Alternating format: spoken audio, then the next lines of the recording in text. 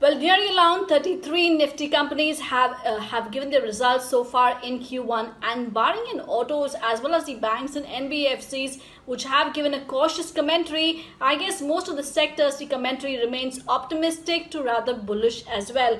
Firstly, just in terms of the FMCG or the consumption space, look at the Britannia, HUL, Nestle. All of them have given largely an optimistic to a slightly cautious commentary coming in, especially from HUL as well as Asian Paints. Britannia stated a strong performance on all fronts. It was an outlier in the entire FMCG space. HUL, there was an earnings beat. GSK synergies, of course, supported the earnings. The commentary rather was cautious from HUL. Nestle, the performance was rather resilient, but it did underperform versus the peers. We also have seen good volume growth, especially in the in-home consumption, in the in-home segment from most of these FMCG companies.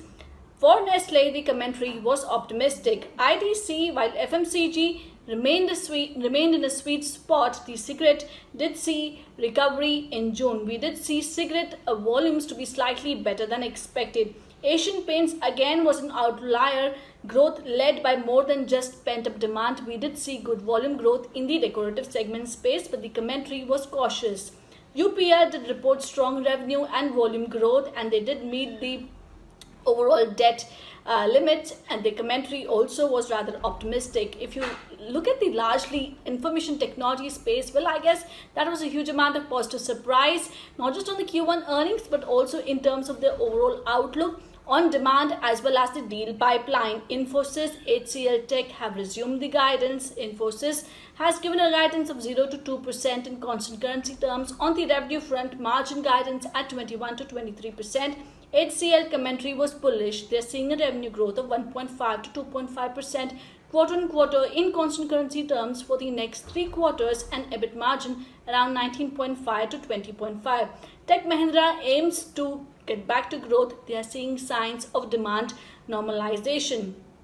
TCS stated the COVID impact has bottomed out and they should be soon tracing the path of growth. Wipro resumed deal activity and they have stated that their focus would be on profitable growth. The commentary overall was rather optimistic for all the entire IT players. I would say fairly bullish, especially for Infosys as well as HCL Tech. Pharma, if you look at pharma, well, the commentary was optimistic for Dr. Reddy's. Gross margin was better than expected. US generic pricing pressure is now behind. Sun Pharma reported good margins. Sales were much lower. India business has done better than the US. If you look at the capital goods, of course, we did see a huge hit in terms of L&T execution on account of the lockdown, and hence L&T did report weak earnings, but the overall outlook was slightly optimistic as the lockdown lifts across the country. At least we have now partial lockdowns. JSW Steel operational metrics are gradually improving. The commentary is fairly optimistic. Z earnings, do note that they reported the Q4 earnings and not Q1. They were weak earnings. We did see lockdown impact. Conversion of FTA channels to pay did lead them to report an operational loss. However, they remain optimistic. In terms of the cement pact, while the volumes were rather weak, most of the companies did report a good operational performance on account of the cost rationalization. As such, cement for Ultratech, it was a strong Q1. The commentary was optimistic, and similar was the trend with quite a few of the other cement players. In the NBFC space, while most of them are seeing a slightly gradual recovery, all of them do tend to state that the entire picture on the moratorium or the asset quality would be clear only from September. And as such, HDFC stated the trend is improving on a month-on-month. They are hopeful of recovery, but they will watch out for NPAs. Similarly, Bajaj had a similar commentary. Bajaj commentary as well as HDFC Limited commentary was cautiously optimistic. If you look at HDFC Life from the insurance space, they stated that customers are still conserving cash and they remain watchful or cautious on the persistency.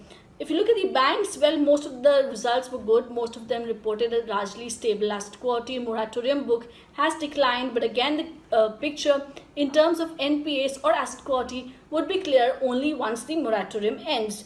Autos did report a weak earnings.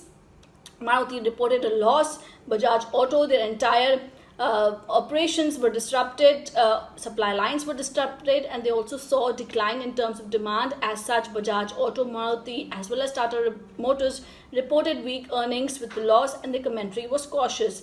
Bharti Airtel did mention that near-term ARPU needs to reach rupees 200 and rupees 300 in the long term to have a sustainable business. The commentary was optimistic. Bharti Infratel stated that telecom remains resilient.